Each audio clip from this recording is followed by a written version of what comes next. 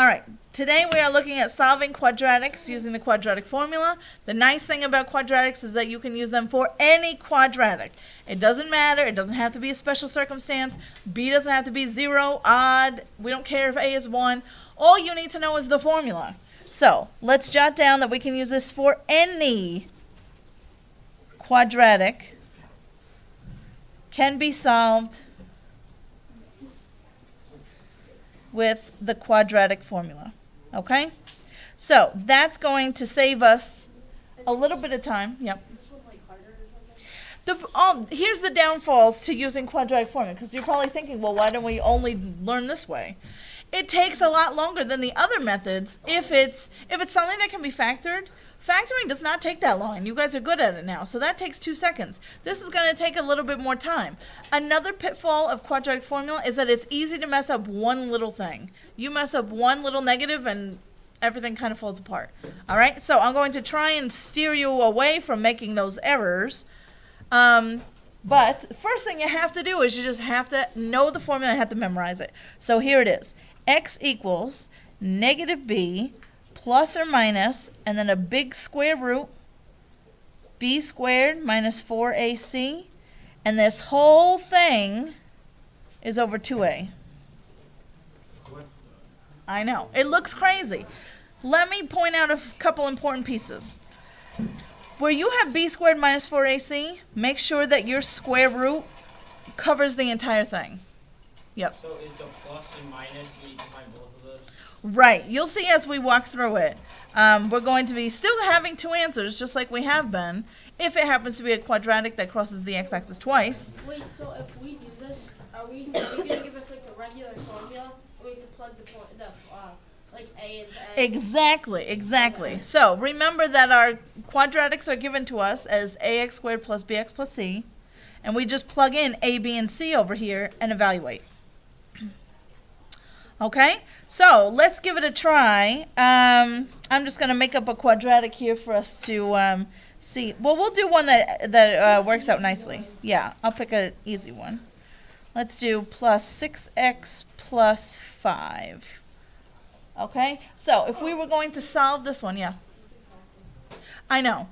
I can factor this one, but we're going to use this method just so that we see how it works. But Riley is right. We could have factored this one, so if this were on your test and you were allowed to solve this any method, I would factor this one. But let's just use this so we have an idea what's going on.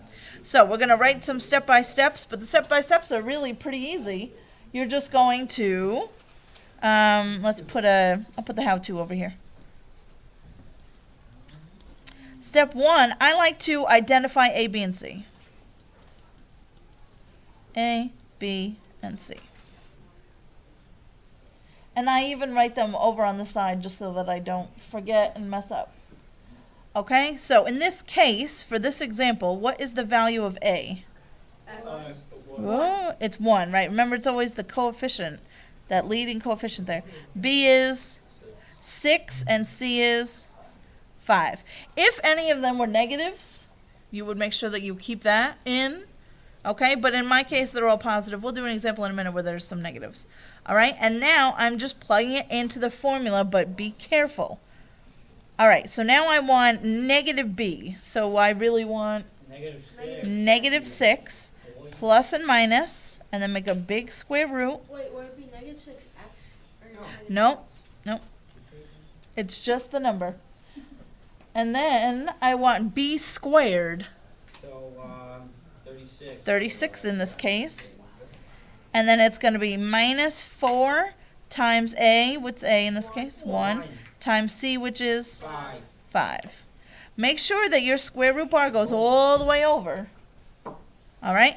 And then the whole thing, I'm going to divide by 2 times a, which is 1 in this case. Now it's really down to you evaluating and evaluating the right way. Correct. You need to use order operations. Exactly. Order of operations, big time here. So remember that a square root symbol or a radical sign acts as a grouping symbol. So it's on the same line as parentheses. So you want to figure out what's under this first and then take the square root of it. So what would you do? Well, great question. Here's one thing that I think, let's put our next step. Next step is to just evaluate. So the steps really aren't that bad. Well, let's say evaluate after plugging in A, B, and C. A, B, and C into formula.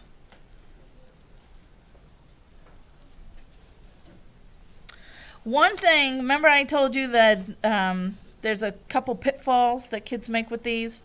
One thing that I would suggest is that you draw a box around the -4 times all the rest of this. You'll see why in a few minutes. I find that kids always mess up the sign. If they're going to mess up somewhere, it's usually going to be there and they're going to mess up with the sign. Yeah. So, now let's be careful. I want to do x equals -6 plus and minus the square root of 36. And now, what I have in that box, I want you to just multiply those three numbers together. So in my case, it's a -4 times 1 times 5. What does that get you out? -20. -20. So that's my answer right there, just a -20. And the whole thing is over 2 in this case. Could you, like, do you have to put the 1 times 5, or did you put that in parentheses? Put what in parentheses? Like the 1 times 5. Like one big parenthesis Yeah. with the times in there? You could. It's going to mean the same thing. You're just always going to multiply these three numbers together. All right? So now, still, I'm just evaluating. I've got 36 minus 20, which is really 16. 16, so I have square root of 16 over 2. And in this case, 16 is a perfect square. I can take its square root. We're going to encounter ones that aren't nice, like square root of, 17. And then you would either have to turn it into a decimal or you can leave it as it is. So that 2 goes over everything. Right. So watch the proper way to evaluate this. Let's finish this one out. So I need to take the square root of 16, which is just 4, -6, and I already have the plus and minus built in right there, so you don't have to remember it. It's already part of the formula. Plus and minus 4 over 2. And then just like when we were solving with completing the square, I'm going to evaluate this. -6 plus 4 It's -2. divided by 2 is, -1. so there's one of my answers. And then let's do -6 minus 4 is, over 2 is, -5. -5. That was easy. Wait, so you can't make it like Oops, sorry. -3 plus or minus 2? You can. You'll still get this. But if 2 doesn't, like if they were odd numbers, you know what I mean? You wouldn't want, it wouldn't help you any. Okay? So that's an easy example for using quadratic formula. So next we'll do a more difficult example and we'll go from there.